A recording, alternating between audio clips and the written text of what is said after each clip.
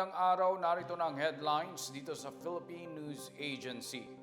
Idineklara ngayong araw ni Pangulong Ferdinand R. Marcos Jr. na insurgency-free ang lalawigan ng Palawan.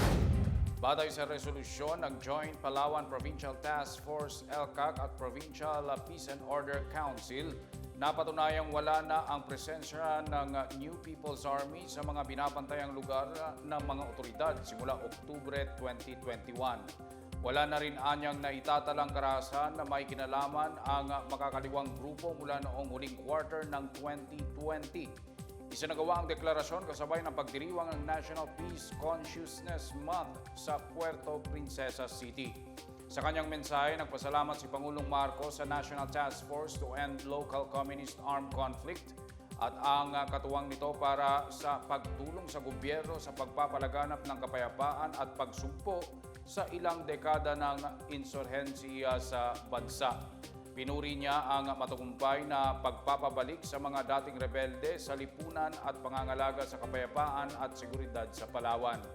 Nanawagan siya na ipagpatuloy ang pagpapalaganap ng kapayapaan sa lalawigan sa pamamagitan ng pagdadala ng mga serbisyo ng gobyerno sa mga liblib at mahihirap na pamayanan. I cannot think of a better way to open the celebration, the commemoration of the National Peace Consciousness Month than to also at the same time be able to announce and to declare Palawan Island as insurgency-free. I recognize, of course, the collaborative and inclusive efforts of the regional and provincial task force, LCAC, of the task force LCAC, Provincial Peace and Order Council, its partner agencies, and the people of the province for the successful implementation of the whole-of-nation approach to end local communist armed conflict. This has led to the achievement of this insurgency-free status for Palawan Island. The milestone that we celebrate today epitomizes the commitment that you have put to end the decades-long insurgency in the area through the provision of national reintegration programs for former rebels and promotion of the island's peace and security. Dalawa pang pulis ang nakumpirmang nagpositibo sa iligal na droga sa isinagawang surprise drug test ng National Capital Region Police Office ayon kay PNP spokesperson Police Colonel Jean Fajardo. Sa isang panayam, sinabi ni Fajardo na ang mga ito ay non-commissioned officers. Paliwanag niya, nagpositibo ang urine sample sa random drug test at sa kasunod na confirmatory drug test na isinagawa nitong Agosto. Hindi pa pinangalanan ni Fajardo ang dalawang pulis at nag-aantay pa umano siya ng update mula sa NCRPO kung saan nakadestino ang mga ito.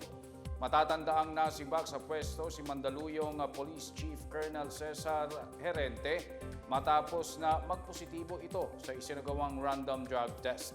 Sa ngayon ay nilagay muna si Herente sa ilalim ng Regional Personnel Holding at Accounting Section ng NCRPO Regional Police Personnel Records Management Division habang hinihintay ang kanyang confirmatory test. Isinuko na rin niya ang kanyang mga service firearms at inatasan na maglabas ng paliwanag. Itinalaga naman bilang Acting Chief of Police ng Mandaluyong City si Colonel Mary Grace Madayag, kapalit ni Herente. Kinakailangan pa ang dagdag na paghigpit ng sinturon simula ngayong Setyembre dahil tumaas ng mahigit 70 pesos ang presyo ng 11 kilogram cylinder ng liquefied petroleum gas o LPG. Nagpatupad kaninang hating gabi ang Petron at Finex LPG ng 6 pesos at 65 centavos per kilogram na dagdag singil sa LPG. 3 pesos at 70 centavos naman ang dagdag sa presyo ng kada litro ng Auto LPG. Resulta nila ito ng pagbabago sa international contract price ng LPG sa merkado. Kaninang alas 6 naman ng umaga, tumaas ang presyo ng Solane LPG ng 6 pesos at 64 centavos per kilogram o hanggang 73 pesos at 15 centavos kada 11 kilogram cylinder. Batay sa nakaraang datos ng Department of Energy, umaabot ang presyo ng tangke ng LPG sa pagitan ng 718 hanggang 935 pesos. Sinimulan na ang pinakaabangang Diandi Festival sa Iligan City. Ito ay sinasagawa bilang pagpupugay sa patron ng syudad na si Saint Michael the Archangel. Ang Diandi ay isang salitang Higaoynon na ang ibig sabihin ay pagpapasalamat, pagsasaya at selebrasyon para sa lahat ng biyayang natanggap para sa buong taon. Ang ulat mula kay Lou Antonio ng PIA Iligan City, Lanao del Norte.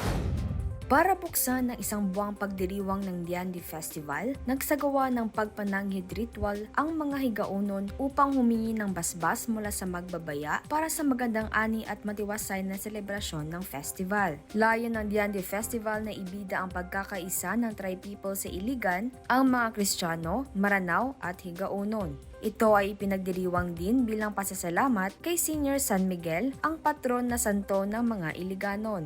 We must remember that this celebration would not be complete without acknowledging the guardian spirit of our city patron saint, Saint Michael the Archangel. Just as Saint Michael fearlessly battled adversity, so too the people of Iligan faces challenges head-on with the courage and tenacity.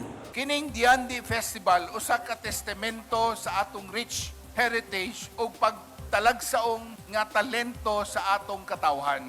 Mao kini ang panahon sa pag-celebrate sa atong nagkalain-lain o ipakita ang atong unique quality that makes Iligan City truly exceptional.